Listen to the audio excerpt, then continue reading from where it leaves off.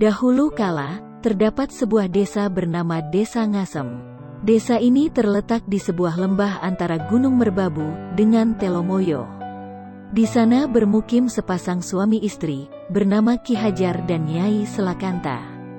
Pasangan suami istri ini dikenal sebagai pribadi yang suka menolong dan murah hati. Oleh sebab itu mereka sangat dihormati masyarakat sekitar. Hanya saja, hidup mereka belum lengkap, karena mereka masih tak kunjung dikaruniai anak. Sampai suatu hari, Nyai Selakanta terlihat duduk termenung di depan rumahnya seorang diri. Melihat hal tersebut, Ki Hajar kemudian menghampiri istrinya tersebut, dan mengambil tempat duduk di samping sang istri. Saat itu, Nyai Selakanta lantas menyampaikan keinginannya kepada sang suami.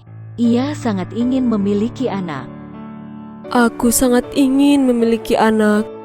Ia sampai meneteskan air mata ketika menyampaikan keinginannya tersebut kepada sang suami.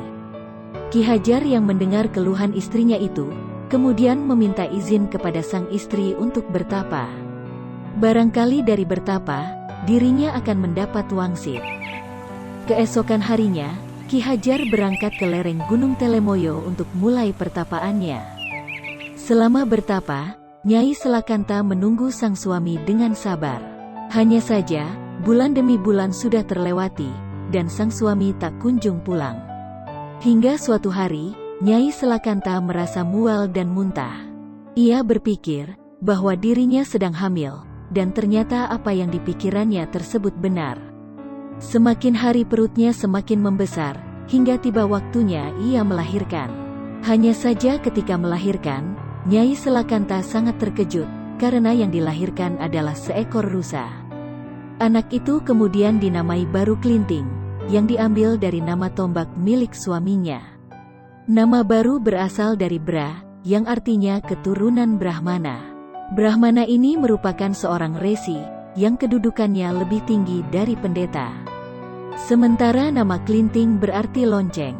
Meski berwujud seekor rusa, namun Baru Klinting juga dapat berbicara selayaknya manusia. Namun di sisi lain, Nyai Selakanta juga merasa malu, karena melahirkan seekor rusa. Akhirnya ia berniat membawa Baru Klinting ke Bukit Tugur, yang jauh dari pemukiman warga. Namun, sebelum rencananya tersebut dilakukan, Nyai Selakanta harus merawat Baru Klinting, sampai agak besar dulu, agar perjalanan jauh bisa ditempuh. Tiba suatu hari, ketika Baru Klinting sudah menginjak masa remaja. Ia bertanya tentang sang ayah. Nyai Selakanta kaget, namun ia juga berpikir, sang anak perlu tahu perihal sang ayah. Ia kemudian menyuruh Baru Klinting menyusul sang ayah, yang sedang bertapa di lereng Gunung Telemoyo. Nyai Selakanta juga meminta, agar Baru Klinting ke sana sembari membawa pusaka tombak, bernama Baru Klinting milik ayahnya. Baru Klinting pun berangkat ke lereng Gunung Telemoyo, membawa pusaka tersebut. Di sana ia melihat seorang laki-laki bersemedi. Baru Klinting langsung berdiri di hadapan sang ayah. Awalnya Ki Hajar tak percaya, dia adalah anaknya, namun melihat tombak pusaka yang dibawa Baru Klinting, akhirnya Ki Hajar pun percaya, bahwa rusa tersebut adalah anaknya. Namun Ki Hajar juga butuh bukti, dan memberikan Baru Klinting tugas. Ki Hajar berkata, "Baik, aku percaya jika kamu anakku. Namun, tombak pusaka yang kamu bawa belum cukup sebagai bukti bagiku. Kalau kamu memang benar anakku, coba kamu lingkari Gunung Telemoyo ini." Baru Klinting pun melakukan tugas ayahnya, dengan menggunakan kesaktian yang dimiliki. Akhirnya Ki Hajar pun percaya, dan mengakui anak tersebut. Ia kemudian memerintahkan sang anak bertapa di Bukit Tugur, agar tubuhnya berubah menjadi manusia sepenuhnya. Di sisi lain, ada sebuah desa bernama Pato. Desa Pato sangat makmur, hanya saja penduduk desanya sangat angkuh. Suatu hari, penduduk desa yang angkuh itu bermaksud mengadakan pesta sedekah bumi setelah panen. Pesta tersebut juga menampilkan berbagai pertunjukan seni dan tari. Beragam jamuan lezat pun rencananya akan dihidangkan. Untuk mempersiapkan pesta, warga pun beramai-ramai berburu binatang di Bukit Tugur. Hanya saja, tak ada satu binatang pun tertangkap. Namun ketika hendak kembali ke desa, mereka melihat seekor rusa bertapa. Nah, rusa yang bertapa tersebut adalah Baru Klinting. Warga desa pun beramai-ramai menangkap dan memotong daging rusa tersebut. Daging rusa pun dimasak untuk dijadikan hidangan pesta. Ketika pesta dimulai, dengan aneka hidangan yang dibuat, termasuk daging rusa itu, ada seorang anak laki-laki dengan tubuh penuh darah dan berbau amis mendekat. Nah, anak laki-laki tersebut merupakan jelmaan Baru Klinting, yang wujud rusanya sudah dipotong-potong oleh warga.